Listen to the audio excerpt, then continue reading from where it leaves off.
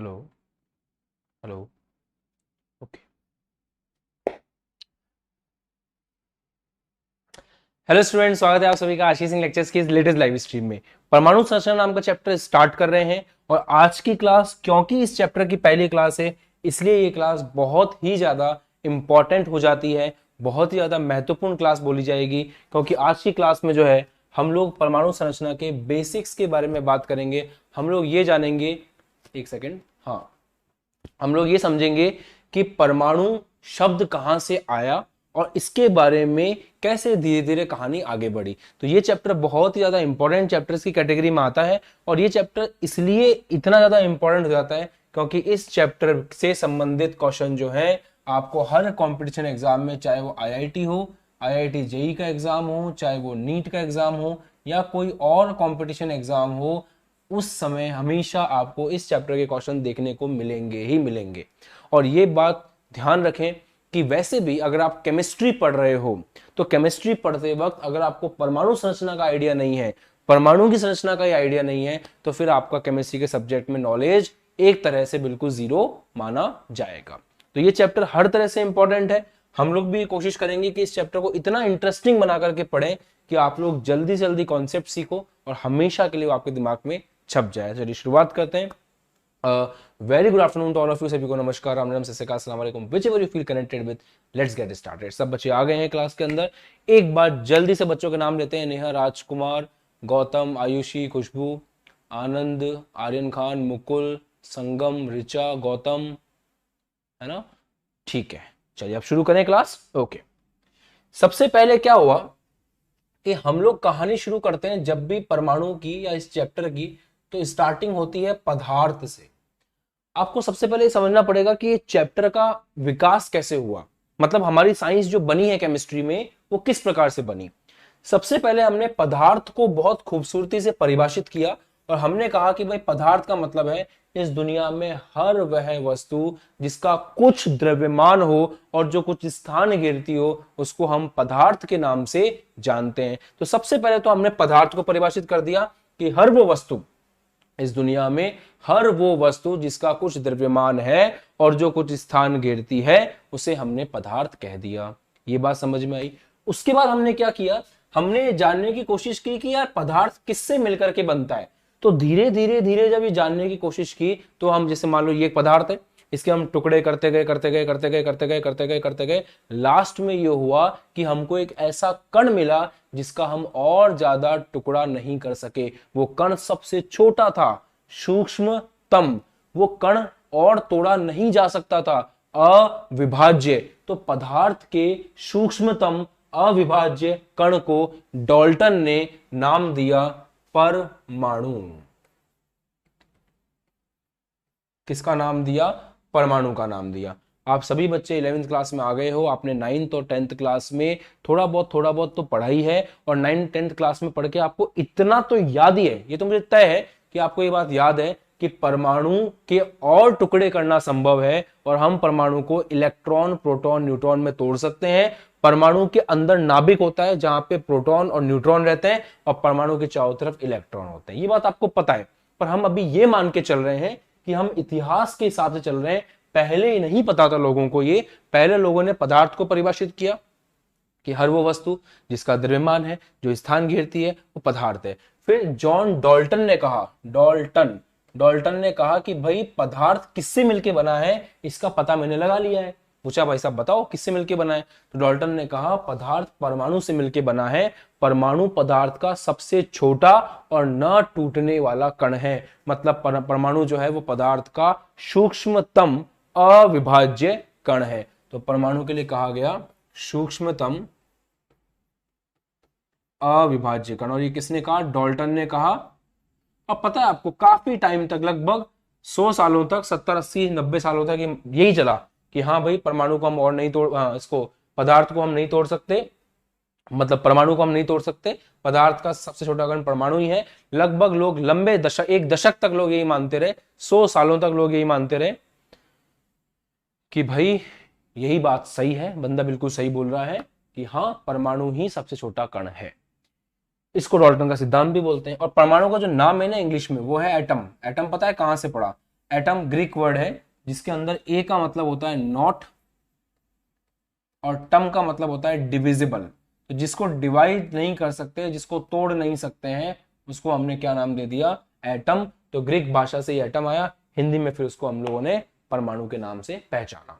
ठीक है, तो डाल्टन भाई साहब के बारे में सुनोगे तो परमाणु शब्द ग्रीक भाषा से उत्पन्न हुआ है जिसका एटॉमियों का अर्थ है ना काटे जाने वाला, जिसको हम काट नहीं सकते हैं, जो अविभाज्य है। सन 1808 में जॉन डाल्टन नामक एक ब्रिटिश स्कूल अध्यापक ने पहली बार वैज्ञानिक आधार पर द्रव्य का परमाणु सिद्धांत प्रस्तुत किया।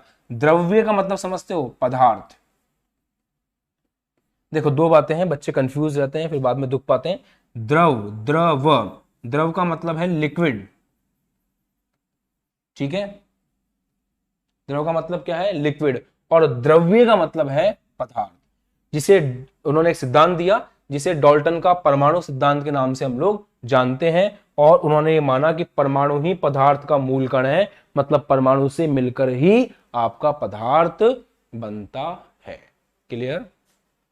आगे अब क्या हुआ, धीरे धीरे जब आगे बढ़े तो इस बात का खुलासा होना शुरू हो गया कि जो आपका परमाणु है उसको हम और ज्यादा तोड़ सकते हैं।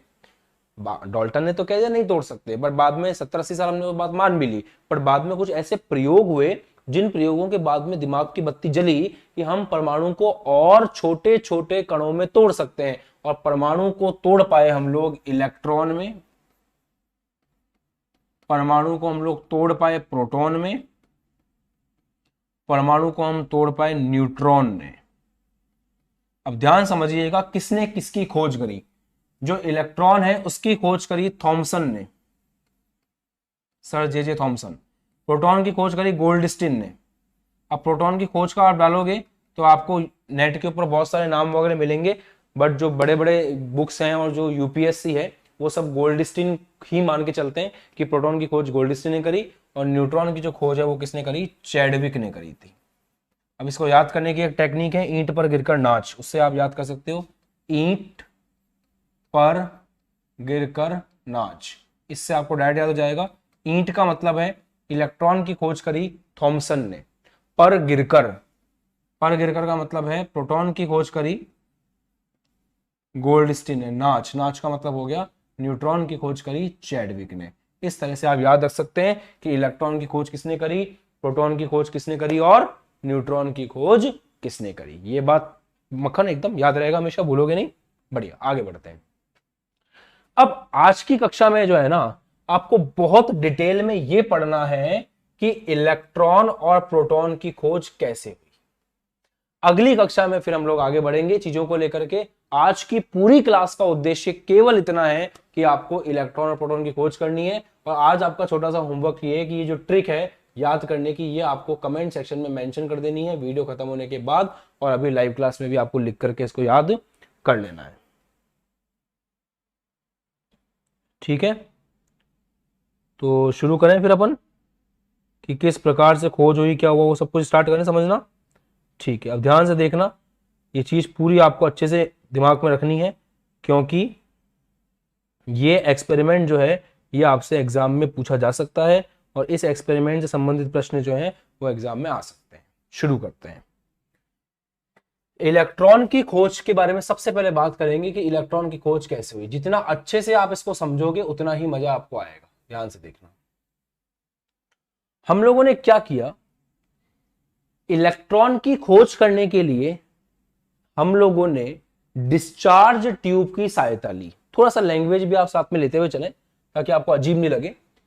1830 में माइकल फैराडे ने क्या किया, एक एक्सपेरिमेंट किया विसर्जन नली के अंदर, डिस्चार्ज ट्यूब के अंदर। अब विसर्जन नली कैसी होती है देखना, एक सिंपल सी, आप ये मान सकते हो कि एक सिंपल सी ऐसी ट्यूब है, इसी को अपन विसर्जन नली बोलते हैं। इस ट्यूब की थोड़ी खासियत है वो बताता हूं मैं आपको। इस ट्यूब के अंदर आपने इस तरफ एक पंप लगा रखा है जिसका नाम है वैक्यूम पंप। हिंदी में बोले तो निर्वात पंप लगा रखा है आपने। जानते हो निर्वात पंप का क्या मतलब होता है?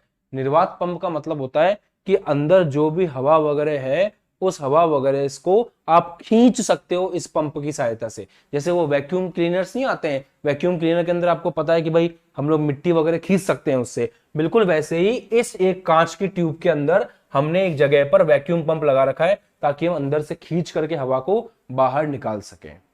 हुआ ये कि ये जो ट्यूब है इसके अंदर जो गैस भरी हुई थी, हमने क्या किया, उस गैस को यहां वैक्यूम पंप से खींच खींच कर हमने उसके दाब को कम कर दिया और हम उसके दाब को ले गए 10 की घात -3 mm ऑफ Hg तक। अब आप बोलोगे सर ये क्या चीज है? देखो, प्रेशर की दाब का एक यूनिट होती है, उसकी इकाई होती है mm ऑफ Hg। अगर आपने इसके बारे में नहीं पढ़ा है कोई बात नहीं, आप ऐसे याद रख लो। जैसे आप लोग बोलते हो ना 1 एटमोस्फेरिक, 2 एटमोस्फेरिक, 3 एटमोस्फेरिक, 4 एटमोस्फेरिक, वैसे एक यूनिट है mm ऑफ Hg। तो यहां पे हमने इस एक्सपेरिमेंट के लिए, जिसके लिए इलेक्ट्रॉन की खोज हुई थी, उस एक्सपेरिमेंट में हमने क्या किया, हमने गैस का प्रेशर कितना रखा अंदर, 10 की घात -3 mm ऑफ Hg, बहुत ही कम प्रेशर है। दूसरी बात हमने क्या किया, ये जो वैक्यूम पंप है इसी की सहायता से हम प्रेशर को इतना एडजस्ट कर पाए। फिर हमने यहां पे 2 धातु की प्लेट लगाई, एक धातु की प्लेट ये रही और दूसरी धातु की प्लेट ये रही। फिर हमने क्या किया, इस धातु की प्लेट को और इस धातु की प्लेट को बहुत हाई वोल्टेज से कनेक्ट कर दिया। भयंकर वोल्टेज, इतना वोल्टेज कि सुन के आपके रोंगटे खड़े हो जाएंगे। अगर आप अपने घर में जाकर के मीटर में चेक करोगे तो वहां पे जो वोल्टेज लिखी हुई आती है वो आती है 220 वोल्ट, राइट। हम लोगों ने यहां पे जो वोल्टेज दी थी वो इतनी ज्यादा थी, मैं लिखता हूं आप लोग देखकर समझना, 10,000 वोल्ट। भयंकर 10,000 वोल्ट वोल्टेज हम लोगों ने यहां पे दी, इतनी जबरदस्त वोल्टेज। और इस पूरे को क्या बोलते हैं, विसर्जन नली। और फिर हमने क्या किया, एक हिस्सा माइनस था एक हिस्सा प्लस था, माइनस वाले जो हिस्सा माइनस से कनेक्टेड था उसको हम लोग कैथोड कहते हैं और जो हिस्सा प्लस से कनेक्टेड था उसको हम एनोड कहते हैं। हिंदी में भी कैथोड है, इंग्लिश में भी कैथोड है, इसलिए आपको यहाँ पे चाहे हिंदी लिखूं चाहे इंग्लिश लिखूं कोई फर्क नहीं पड़ेगा, हिंदी में भी कैथोड और यहाँ पे हिंदी में भी एनोड। बहुत इंटरेस्टिंग क्लास है आज की, आप लोग सुनते जाओ हो क्या रहा है, ठीक है, बस ध्यान लगा के सुनते जाओ। तो ये सब सेटअप कर लिया अपन ने। ये सब सेटअप करने के बाद हमने क्या किया, यहाँ पे अपन ने लगा रखा है कुंजी। कुंजी समझते हो, कुंजी को जैसे अपन बंद करेंगे धारा प्रवाहित होना शुरू हो जाएगी। जैसे ही हमने कुंजी को लगाया, कुंजी को लगाने से क्या हुआ, एक जबरदस्त चीज देखने को मिली। कुंजी को लगाते ही हमने एक और काम किया था, वो भी समझा दूं मैं आपको। हमने यहां पर एक विशेष प्रकार का पदार्थ भर रखा था इस जगह पे। उस विशेष पदार्थ के नाम का, इसका नाम है फ्लोरोसेंट मटेरियल, है ना, उसको क्या बोलते हैं, फ्लोरोसेंट पदार्थ कहते हैं। ये एक विशेष प्रकार का पदार्थ है जिससे, उस पदार्थ की खासियत यह है कि जैसे ही उस पदार्थ के ऊपर कोई भी कण आके टकराएगा तो वो पदार्थ चमकने लगेगा। हमने यहाँ पे एक फ्लोरोसेंट पदार्थ भरा, हिंदी बता दूंगा मैं आपको उसकी थोड़ी देर में, बट आप ये बात सुने कि यहाँ पे अपन ने वो पदार्थ भरा जिस पदार्थ को अगर अपन रख दें और उसके ऊपर कोई कण आकर के टकराए तो उस कण के आके टकराने से वो पदार्थ क्या होता है, चमकता हो। तो हमने ऐसा क्यों किया, हमने ऐसा इसलिए किया ताकि भाई कुछ भी हो यहाँ पे तो हमें पता चल जाए एटलीस्ट कि भाई कोई आके टकराया है। क्लियर? तो सेटअप पूरा समझ में आ गया आपको। सेटअप में किसी को किसी प्रकार की कोई समस्या नहीं है। शुरू करें कहानी, ध्यान दीजिएगा। जैसे ही हमने इस कुंजी को बंद किया, भयंकर वोल्टेज इसके अंदर बन गई। अब क्या होता है, ये जो आप कैथोड देख रहे हो, इस कैथोड से कौन निकलना शुरू होंगे, आपको पता है यहां पे इतनी भयंकर गर्मी है, इतनी गर्मी मतलब ये बोल सकते हो इतना भयंकर वोल्टेज है कि उस वोल्टेज से यहां से कौन निकलना स्टार्ट हो जाएंगे, उस वोल्टेज से यहां से इलेक्ट्रॉन निकलना स्टार्ट हो जाएंगे। परंतु ना आपको पता है वो इलेक्ट्रॉन, ना मुझे पता है वो इलेक्ट्रॉन। हम इस सदी की बात कर रहे हैं, उस समय उनको नहीं पता था कि ये इलेक्ट्रॉन है, वो नहीं जानते थे, उनको कुछ नहीं पता था कि ये इलेक्ट्रॉन है। उनको बस इतना पता था कि यहां से कुछ ना कुछ निकल रहा है। यहां से अब कौन निकल रहा है वो तो आप और मैं जानते हैं कि भाई इलेक्ट्रॉन है, क्योंकि हम लोग इस सदी में जी रहे हैं, बट उन लोगों को नहीं पता था। तो यहां से इलेक्ट्रॉन निकले और वो इलेक्ट्रॉन, आपको पता है इतना भयंकर वोल्टेज है कि जैसे यहां से इलेक्ट्रॉन निकले, इस प्लस ने उन इलेक्ट्रॉनों को अपनी तरफ बुला लिया, अपनी तरफ खींच लिया। अपने पास बुला लिया। क्यों गए इलेक्ट्रॉन प्लस के पास? दुनिया का नियम है, माइनस और प्लस में आकर्षण होता है, इसलिए ये इलेक्ट्रॉन इधर गए।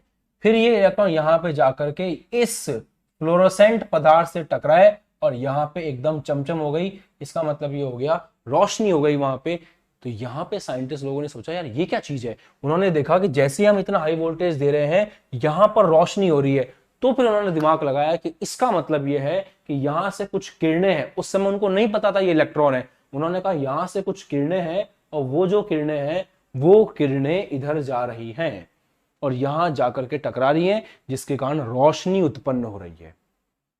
फिर उन्होंने सोचा कि यार इन किरणों को क्या नाम दें। तो उन्होंने कहा कि ये किरणें कैथोड से उत्पन्न हो रही हैं, इसलिए उन्होंने इन किरणों को किसका नाम दिया?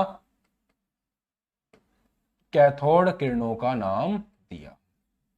और इस तरह से कैथोड किरणों की खोज हुई, जिसमें आगे जाकर के जिसका नाम हमारे थॉमसन ने इलेक्ट्रॉन दे दिया। और इसलिए हम कहते हैं कि इलेक्ट्रॉन की खोज की जो जिम्मेदारी है वो किसके ऊपर गई? थॉमसन के ऊपर गई। उनका जो क्रेडिट जाता है वो किसको जाता है? थॉमसन को जाता है। ये अभी आपने जो समझा है वो मोटी मोटी बात है, अब इसको बहुत डिटेल में पढ़ेंगे अपन। अभी अपन इन कैथोड किरणों के एक एक गुणधर्म को पोस्टमार्टम करके पढ़ेंगे। ध्यान सुनिए। सबसे पहले परिभाषा पढ़िए। गैसों में विद्युत विसर्जन आदि प्रयोगों के परिणामों से परमाणु की संरचना के बारे में और जानकारी प्राप्त हुई और हम लोगों ने इस तरह के एक्सपेरिमेंट किए। इन सबको छोड़ो, आगे बढ़ते हैं। अब इलेक्ट्रॉन के बारे में किस किसने काम किया? तो इलेक्ट्रॉन के लिए विलियम्स क्रुक्स ने और जे थॉमसन ने 1880 में विसर्जन नलिका का प्रयोग किया। इसमें अत्यंत कम दाब पर 10⁻⁻2 से 10⁻³ एमबी पर mmHg पर उच्च विभव पर, बताया मैंने अभी आपको कि विभव बहुत उच्च रखा था, 10,000 वोल्ट पर विद्युत धारा प्रवाहित की गई। सही है। कैथोड किरण नलिका कांच की बनी होती है, ऐसा मैंने आपको दिखाया, जिसमें धातु के दो पतले टुकड़े जिन्हें इलेक्ट्रोड कहते हैं सील किया हुआ होता है। तो अभी आपने देखा ना कांच की नली और उसके अंदर दो हमने इस तरह से धातु की प्लेटों को सील कर रखा है। गैसों में विद्युत विसर्जन को सिर्फ निम्न दाब एवं उच्च विभव पर प्रेषित किया जा सकता है, इसलिए यहां पर अपने दाब को बहुत कम रखा और दाब को कम करने के लिए हमने किसकी सहायता ली? दाब को कम करने के लिए हमने निर्वात पंप की सहायता ली। अगर आप सोचो कि भाई यहां पे ऐसा क्या हुआ कि इलेक्ट्रॉन एकदम सीधे गए, तो यहां पे इलेक्ट्रॉन इसीलिए सीधे गए क्योंकि यहां पे गैस की मात्रा बहुत कम थी। तो इलेक्ट्रॉनों को डिस्टर्ब करने वाले, इलेक्ट्रॉनों को प्रभावित करने वाले लोग बहुत कम थे, इसलिए इलेक्ट्रॉन बिल्कुल सीधे गए। वापस से एक बार, इलेक्ट्रॉन बिल्कुल सीधे क्यों गए? इलेक्ट्रॉन बिल्कुल सीधे इसलिए गए क्योंकि इलेक्ट्रॉनों को डिस्टर्ब करने वाले, इलेक्ट्रॉनों को प्रभावित करने वाले लोग वहां पे बहुत कम थे, गैस बहुत कम थी उसके अंदर। ठीक है ये बात। आगे बात करें। चलो ये हुआ। जब इस प्रकार इलेक्ट्रॉनों पर उच्च वोल्टता लागू की गई तो नलिका में कणों की धारा के द्वारा ऋणात्मक इलेक्ट्रोड से धनात्मक इलेक्ट्रोड की तरफ विद्युत का प्रवाह आरंभ हो गया। इसको कैथोड किरणों का नाम दिया गया और इसको हम कैथोड किरण कण के नाम से भी जानते हैं। ठीक है, ये बात यहां तक भी हमने समझ ली थी। अब आगे बढ़ते हैं, एक एक करके बाकी की और बातों को समझने की कोशिश करते हैं। कैथोड से एनोड तक विद्युत धारा के प्रवाहित की अतिरिक्त जांच करने के लिए हम लोगों ने क्या किया? स्फुर दीप्त पदार्थ, मैं कह रहा था ना कि ऐसा पदार्थ जिसके ऊपर अगर कोई कण आकर के टकराए तो वो चमचम करता है, उस पदार्थ को क्या बोलते हैं? स्फुर दीप्त पदार्थ, फ्लोरोसेंट मटेरियल के नाम से जानते हैं, जिसका एग्जांपल है जिंक सल्फाइड। अब आपको एक बात और समझा दूं, इधर देखो, थ्योरी भी समझो, टॉपिक भी समझो, मजा ज्यादा आएगा। क्या है वो बात? ध्यान से देखना। हम लोगों ने क्या किया, हमने कहा कि यार यहां से जो किरणें आ रही है ना, मतलब जो इलेक्ट्रॉन्स आ रहे हैं वो इधर चले गए, इधर चले गए, बाकी इलेक्ट्रॉन यहां पे चिपक रहे हैं, तो पीछे रोशनी बहुत कम हो रही है। अब तो आप पहचान गए ना, नाम क्या है उस पदार्थ का? ZnS, जिसकी आपने पीछे कोटिंग कर रखी है। तो सुनना ध्यान से मेरी बात। हुआ ये है ना, ठीक है, सबको समझ में आ रहा है? सबको बढ़िया बढ़िया, अच्छी बात है। तो हुआ ये कि पीछे जो रोशनी हो रही है ना, हमने कहा कि यार अपन इसका और अध्ययन करते हैं। इसका अध्ययन करने के लिए हमने क्या किया? एनोड जो लिया, उस एनोड में इस प्रकार से छिद्र कर दिए, छेद कर दिए अपन एनोड के अंदर। तो जैसे ही आपने एनोड के अंदर छेद किए, एनोड में छेद करते ही क्या हुआ? और ज्यादा इलेक्ट्रॉन जो है एनोड को पार करके पीछे गए और ज्यादा इलेक्ट्रॉन अगर एनोड को पार करके पीछे जाएंगे तो पीछे रोशनी और अच्छी खासी हुई, तो हमें ये तय हो गया कि हाँ भाई सच में यहाँ पर जो है रोशनी हो रही है, मतलब सच में कोई किरणें हैं, कोई कण है जो यहाँ पे आके टकरा रहा है। तो ये हमने कैथोड किरणों को इस प्रकार से खोज निकाला और ये कैथोड किरणें आगे जाकर के इलेक्ट्रॉन के रूप में सामने आई। यहां तक समझ में आ गया सबको? आगे अब नई बात बताऊं मैं आपको, देखो। फिर इन किरणों के बारे में जानकारी निकालना शुरू किया हम लोगों ने। ये जो किरणें हैं, इन किरणों के बारे में और ज्यादा जानकारियां निकालना शुरू किया कि किस प्रकार की किरणें हैं। सबसे पहली बात, ये बात प्रूव हो जाती है कि ये जो किरणें हैं, इन किरणों के ऊपर ऋणावेश है। अब आप बोलोगे सर ये कैसे पता आपको? इन किरणों के ऊपर ऋणावेश है, इसका प्रूफ ये है कि ये जो किरणें हैं माइनस, ये किसकी तरफ आ रही हैं? प्लस की तरफ आ रही हैं। तो जो प्लस की तरफ आता है इसका मतलब वो माइनस है। और हम लोगों ने एक और दिमाग लगाया। हमने क्या किया? दिमाग लगाओगे तो चीजें मिलेंगी। हमने क्या किया? यहां पे एक और इस तरह से प्लस माइनस लगा दिया। ऐसे हमने एक और प्लस माइनस इस तरह से लगा दिया और यहां पे भी हमने स्फुर दीप्त पदार्थ भर दिया। इस जगह पे भी यहां पे हमने क्या किया? ZnS लगा दिया। यहां पे हमने क्या किया? ZnS लगा दिया। ऐसा क्यों किया सर? ऐसा इसलिए किया कि अगर ये किरणें नेगेटिव होंगी, माइनस होंगी, तो वो ऊपर जाएगी और यहां पे चमचम करेगी।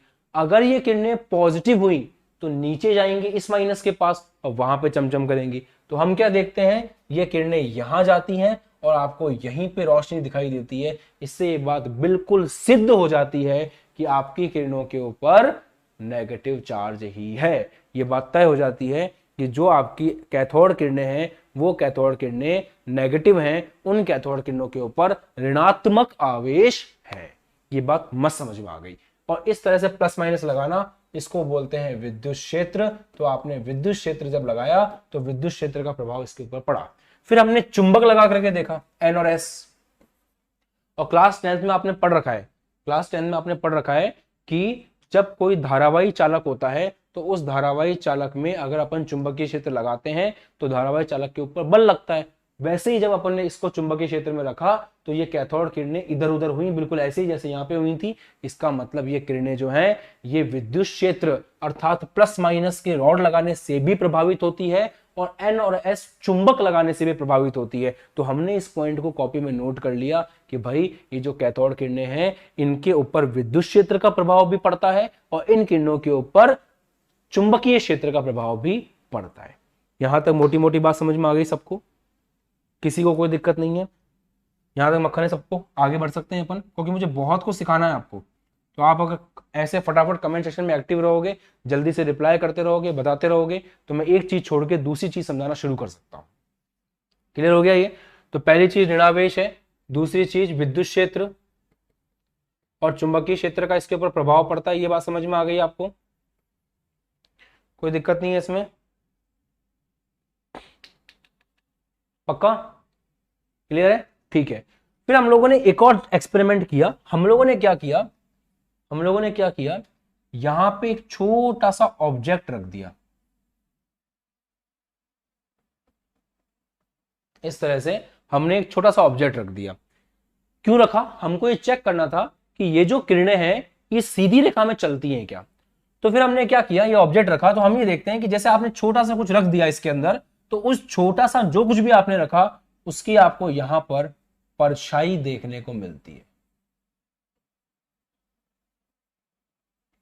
समझ में आई बात? आपने जो भी यहां पे रखा था, कुछ आपने ऑब्जेक्ट रख दिया होगा, कोई वस्तु रख दी होगी, उस वस्तु की यहां पे क्या बनती है? परछाई बनती है। तो अगर इस वस्तु की परछाई बन रही है इसका मतलब ये हुआ, और परछाई वैसे ऐसे नहीं बनती, मतलब उस वस्तु की ऐसे परछाई बन रही है। इधर आप समझ जाओ कि इसकी परछाई बन रही है, तो वस्तु की परछाई बन रही है, इसका मतलब यह है कि आपकी जो किरणें हैं वो सीधी रेखा में गमन कर रही हैं। तो यहां से एक बात समझ में आया कि हमने वहां पे एक वस्तु रखी, उस वस्तु को रखने पर उसकी परछाई बनती है। तो वस्तु की परछाई बनने का मतलब क्या है? कि वो सीधी रेखा में गमन कर रही हैं। ये जो आपकी कैथोड किरणें हैं ये बिल्कुल सीधी रेखा में चलती हैं। एक और प्रॉपर्टी मिली। फिर हमने कहा कि यार एक एक्सपेरिमेंट और करके देखते हैं मजेदार। उस एक्सपेरिमेंट में हमने क्या किया सुनना। उस एक्सपेरिमेंट में हमने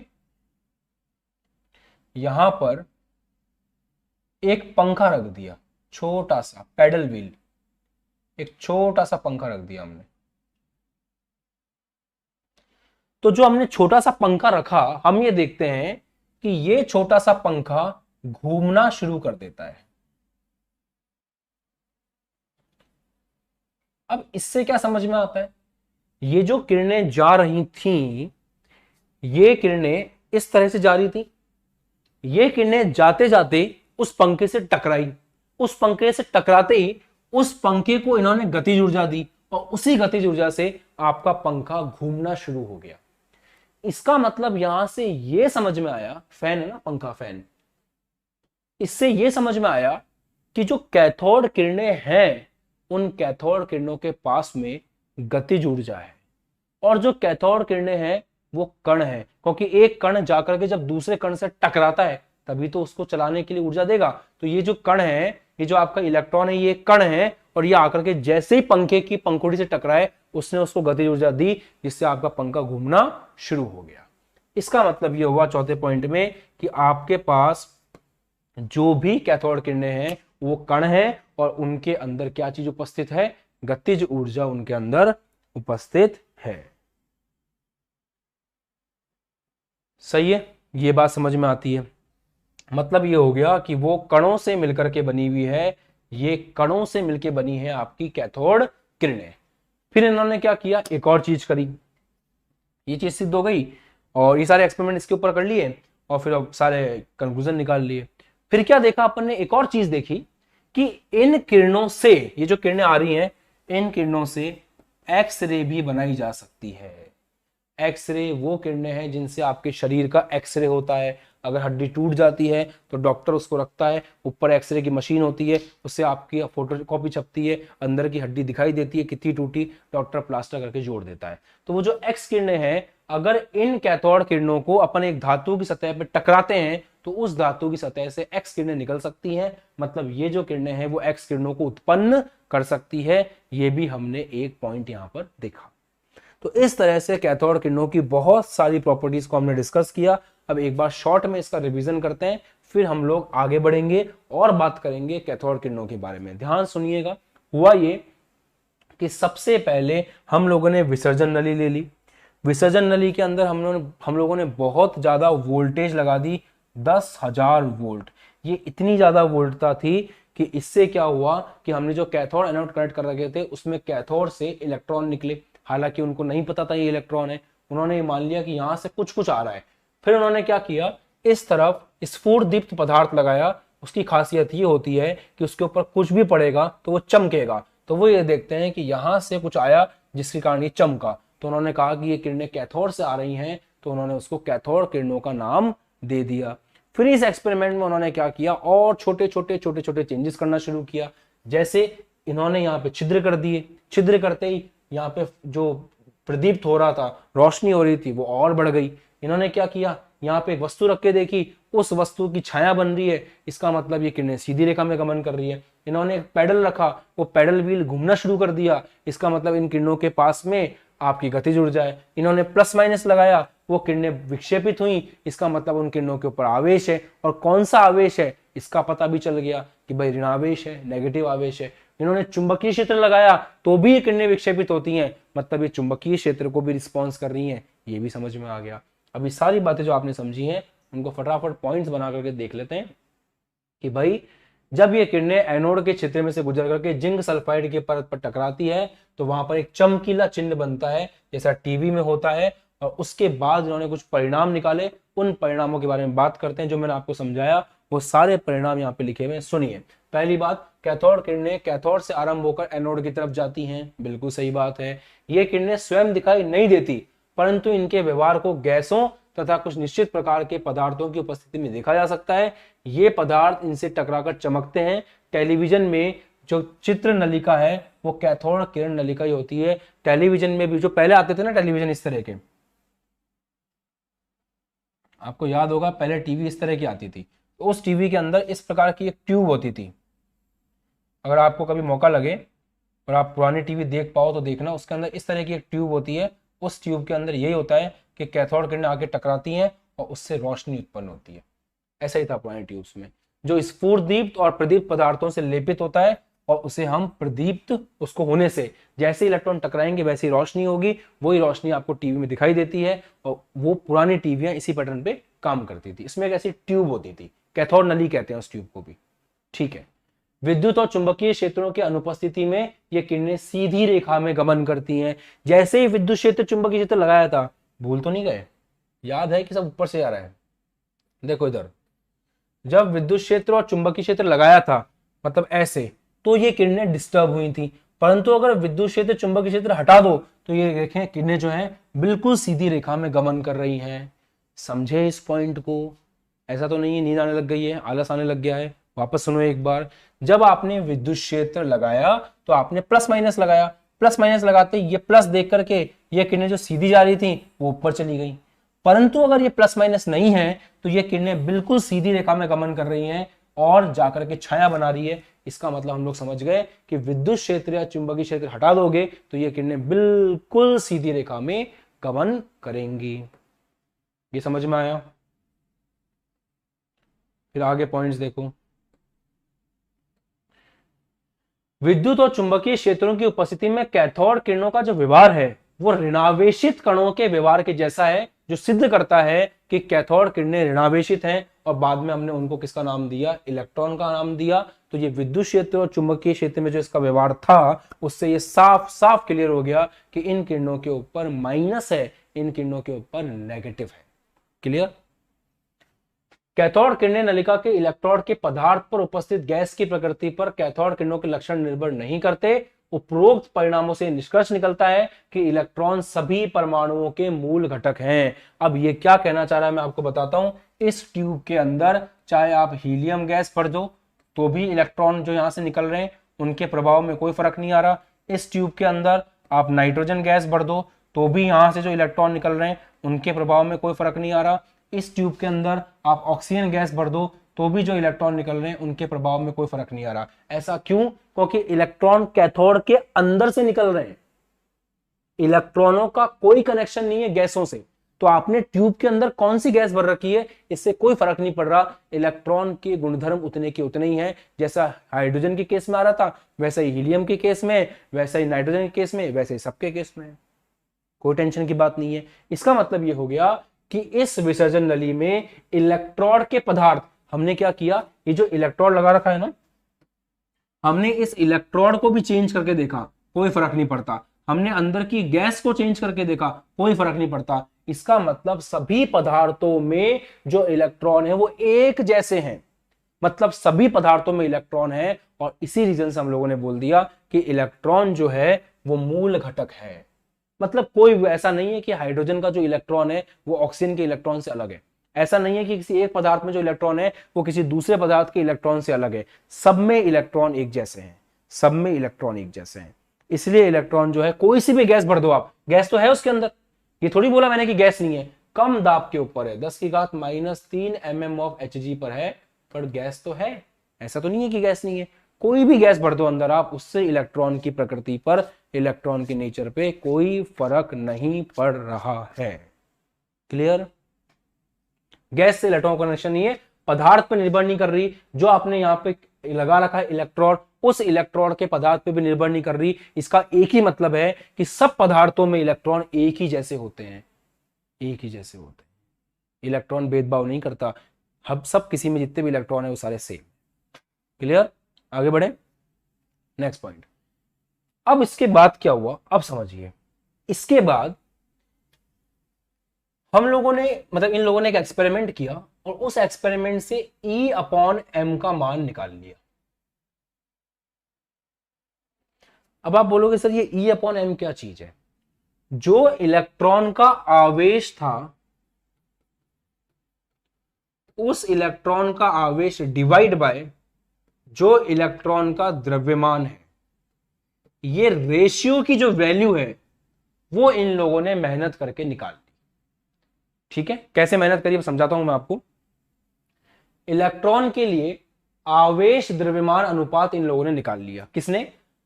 1897 में जे थॉमसन ने पहली बार आवेश द्रव्यमान अनुपात को निकाला। ये उन्होंने कैसे किया ये सब अपने कोर्स में नहीं है, इसको आप दिमाग से निकाल दो। कि ये कैसे हुआ, ये अपने काम का नहीं है। बस हमको जो है ये बात ध्यान रखनी है कि E/m अनुपात जो है वो जे थॉमसन ने मेहनत करके निकाल लिया था। उन्होंने बहुत अच्छे से मेहनत की थी और वो मान को उन्होंने अच्छे से निकाल के हमारे सामने रख दिया था। अब बात ये आती है कि ये E/m का मान जे थॉमसन ने कितना निकाला था, जरा उसके बारे में बात करते हैं। तो E/m का जो मान है वो निकल के आया था 1.75 इंटू 10 की घात 11, 1.75 इंटू 10 की घात 11 गुलाम पर केजी। क्यों? क्योंकि आवेश का मात्रक गुलाम, द्रव्यमान का मात्रक केजी। इस चैप्टर को जिस तरह से मैं पढ़ा रहा हूं अगर वैसे ही पढ़ोगे तो बहुत जल्दी समझ में आएगा, बहुत अच्छा समझ में आएगा और एग्जाम में भी आप अच्छी तरह से लिख के आओगे, मार्क्स भी आपके कहीं नहीं कटेंगे। तो सबसे मोटी बात याद रखो कि इलेक्ट्रॉन का द्रव्यमान और इलेक्ट्रॉन का आवेश, इन दोनों का एक अनुपात बनाया, आवेश अपॉन द्रव्यमान। जो भी इलेक्ट्रॉन का आवेश था वो डिवाइड बाय इलेक्ट्रॉन का जो भी द्रव्यमान है वो, ये पूरा जो फैक्टर है E/m ये निकाल पाए थे थॉमसन वगैरह। और वो मान कितना निकल के आया था 1.75 इंटू 10 की घात 11 गुलाम पर केजी। समझ में आ गई ये बात?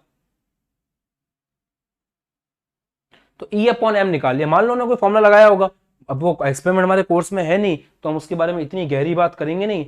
अगर हमारे कोर्स में होता तो हम उसके बारे में बहुत अच्छे से बात करते, पर हमारे कोर्स में है नहीं तो हम इतनी बात कर रहे हैं अभी कि E/m हो सकता है उनका कोई फॉर्मूला बन रहा हो इस तरह का, x y z E/a/b/c बराबर m d/e/f, ऐसा कोई फॉर्मूला बन रहा होगा। तो यहाँ पे E है और यहाँ पे m है तो इसने E/m को ऐसे लिख दिया। बाकी जो भी इधर है d e, ये इधर से आ गया a b c, नीचे f है, इधर से आ गया x y z, ये सब सॉल्व कर लिया होगा और ये सब सॉल्व करके वैल्यू कितनी आ गई 1.75 इंटू 10 की घात 11। इस तरह से इन्होंने E/m का मान निकाल लिया होगा, बट क्योंकि हमारे कोर्स में नहीं है तो हम दिमाग नहीं लगा रहे, बस इतना याद रख रहे हैं कि हाँ E/m का मान जो है वो निकाल लिया गया था। उसके बाद क्या हुआ, थोड़े टाइम बाद में एक और एक्सपेरिमेंट हुआ, मिलिकन का ऑयल ड्रॉप एक्सपेरिमेंट, जो भी हमारे कोर्स में नहीं है, मिलिकन्स ऑयल ड्रॉप एक्सपेरिमेंट। तो मिलिकन ने भी एक ऑयल ड्रॉप एक्सपेरिमेंट किया। क्या था उस ऑयल ड्रॉप एक्सपेरिमेंट में, वो हमारे कोर्स में ही नहीं है तो पढ़ेंगे ही नहीं हम। हिंदी में बोलते हैं मिलिकन का तेल की बूंद प्रयोग, मिलिकन का तेल की बूंद प्रयोग। तो मिलिकन का जो तेल की बूंद प्रयोग है, उस प्रयोग से, अब उस प्रयोग में क्या था क्या नहीं था हमें कोई मतलब नहीं क्योंकि हमारे कोर्स में नहीं है। तो हमने क्या किया, हमें जो याद रखने वाली बात है वो ये है कि मिलिकन के ऑयल ड्रॉप एक्सपेरिमेंट से मिलिकन ने इलेक्ट्रॉन का आवेश निकाल लिया जिसका मान था 1.6 इंटू 10 की घात -19 गुलाम। और उसने, हमको पहले से तो ये पता ही था कि इलेक्ट्रॉन ऋणावेशित है, हमें पहले से पता ही था कि इलेक्ट्रॉन जो है उसके ऊपर नेगेटिव चार्ज है, बट कितना है ये नहीं पता था। तो मिलिकन नाम के बंदे ने अपना ऑयल ड्रॉप एक्सपेरिमेंट करके इलेक्ट्रॉन का आवेश निकाल दिया माइनस का 1.6 इंटू 10 की घात -19। तो इलेक्ट्रॉन के बारे में दो लोगों ने बहुत अच्छा काम किया, एक तो थॉमसन ने जिसने E/m निकाल के दे दिया आपको 1.75 इंटू 10 की घात 11, दूसरा हमारे मिलिकन ने जिसने E निकाल के दे दिया आपको माइनस का 1.6 इंटू 10 की घात -19। अगर केवल वैल्यू की बात करें तो ये हमारे काम का है 1.6 इंटू 10 की घात -19। अब आगे हम लोग समझदार हैं। E/m का मान निकल के आया थॉमसन से कितना 1.75 इंटू 10 की घात 11। E का जो मान है वो हमारे मिलिकन भाई साहब ने निकाल के दे दिया हमको 1.6 इंटू 10 की घात -19 पुट कर दो यहाँ पे। तो जैसे हमने ये मान यहाँ पे रखा क्या निकल के आएगा 1.6 इंटू 10 की घात -19, हमें केवल मान से मतलब है, डिवाइड बाय m हमें पता नहीं है और ये वैल्यू हमें पहले से पता है। तो यहां से हमने खुद ने कैलकुलेशन करके द्रव्यमान निकाल लिया और द्रव्यमान निकल के आया 9.1 इंटू 10 की घात -31 kg। तो कितनी मजेदार बात है ना कि एक बंदे ने मेहनत करके E/m का मान निकाला, दूसरे बंदे ने मेहनत करके क्या किया, दूसरे बंदे ने मेहनत करके E का मान निकाल लिया, फिर थोड़ी मेहनत हम लोगों ने कर ली और हम लोगों ने E/m वाली वैल्यू में E का मान रख के m का मान निकाल लिया। इस प्रकार इलेक्ट्रॉन के बारे में अब सब कुछ हमको पता है कि उसका द्रव्यमान कितना है 9.1 इंटू 10 की घात -31, उसके ऊपर आवेश कितना है 1.6 इंटू 10 की घात -19, ये भी हमको पता है। इलेक्ट्रॉन ऋणावेशित कण होता है, ये हम जानते हैं। ये सारी बातें इलेक्ट्रॉन के बारे में हमको समझ में आ गई। किसी भी पदार्थ के अंदर जितने भी पदार्थ इस दुनिया में हैं उन सब में इलेक्ट्रॉन एक जैसे होते हैं, ये बात भी हम समझ गए इस पूरे एक्सपेरिमेंट से।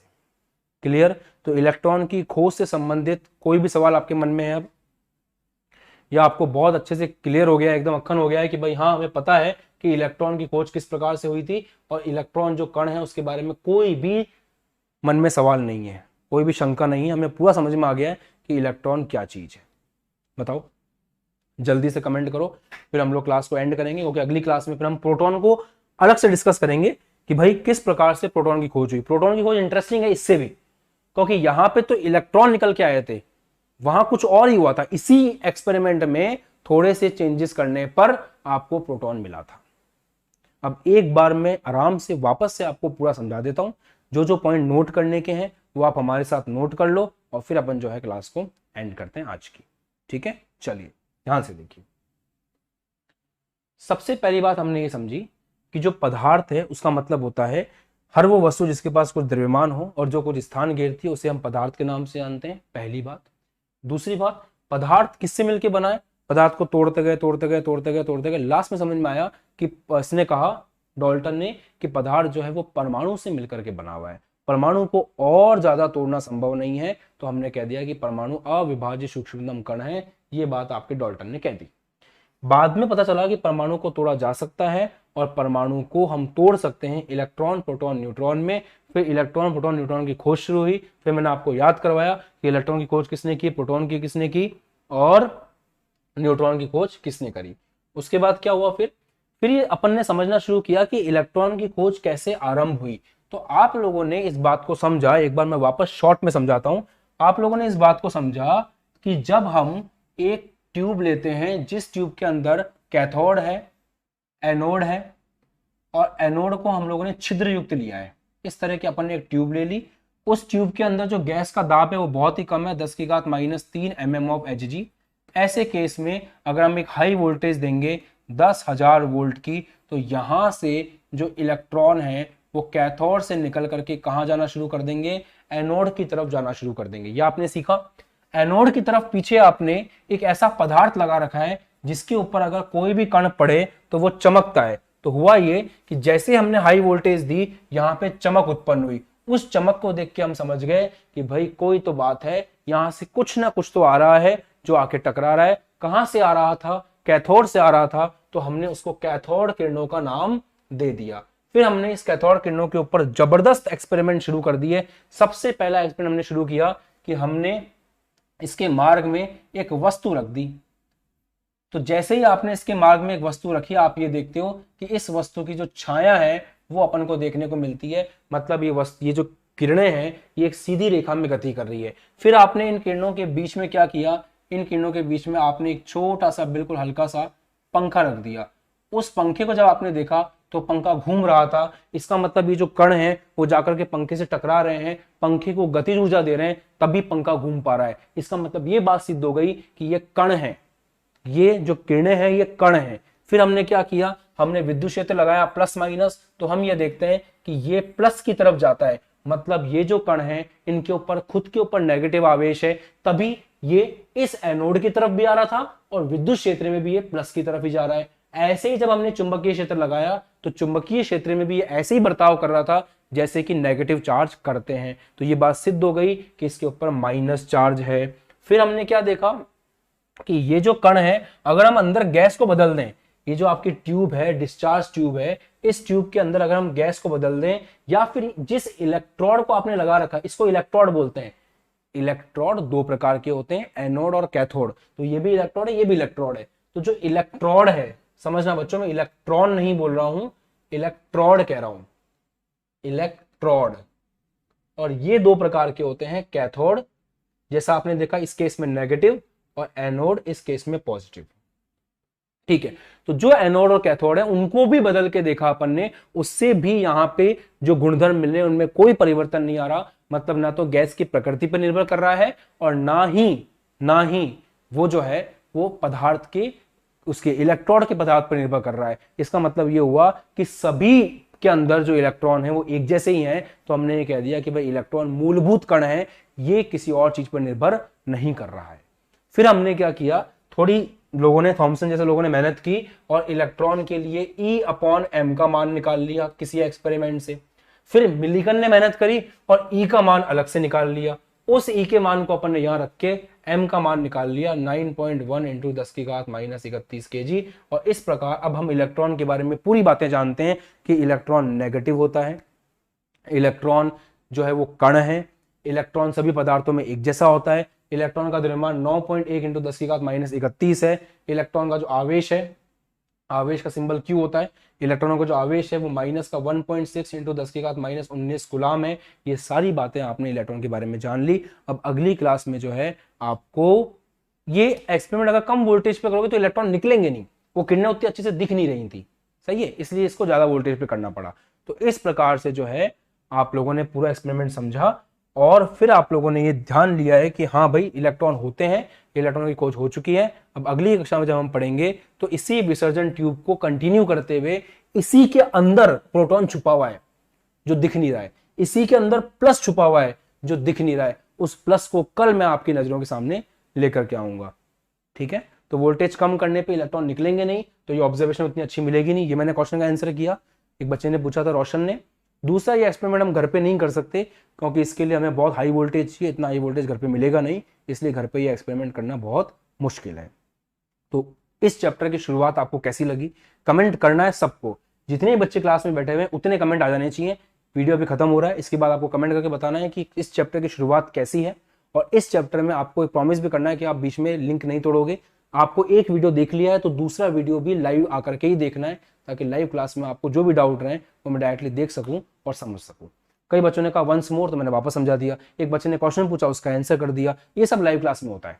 तो आपको कल से, अब रेगुलरली आप आइए फ्लो में, कल से आपको लाइव क्लास में आते रहना है। चैप्टर नंबर 2 चलता रहेगा। जिसका चैप्टर नंबर 1 ड्यू चल रहा है वो पीछे जाकर के अपना चैप्टर नंबर 1 आराम से कंप्लीट कर सकता है। 200% क्लियर है? ठीक है, तो कमेंट करके बताना है कि इस चैप्टर की शुरुआत कैसी रही। और कमेंट में एक काम और करना है, कैथोड किरणें AKA इलेक्ट्रॉन, इनका जो बारे में गुणधर्म है वो आपको कमेंट सेक्शन में लिखने हैं कि कैथोड किरणों के कौन कौन से गुणधर्म मैंने आपको आज बताए, वो सारे आपको कमेंट सेक्शन में मेंशन करने हैं।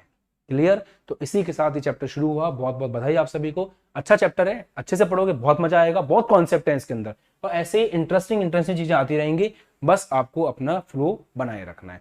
मिलते हैं अगली क्लास में। बाय, जय हिंद, टेक केयर। अभी तक बैच ज्वाइन नहीं किया, नीचे व्हाट्सएप पे मैसेज करो, कॉल करो, आपको जानकारी दी जाएगी और आप बैच ज्वाइन कर पाओगे। बाय बाय, जय हिंद।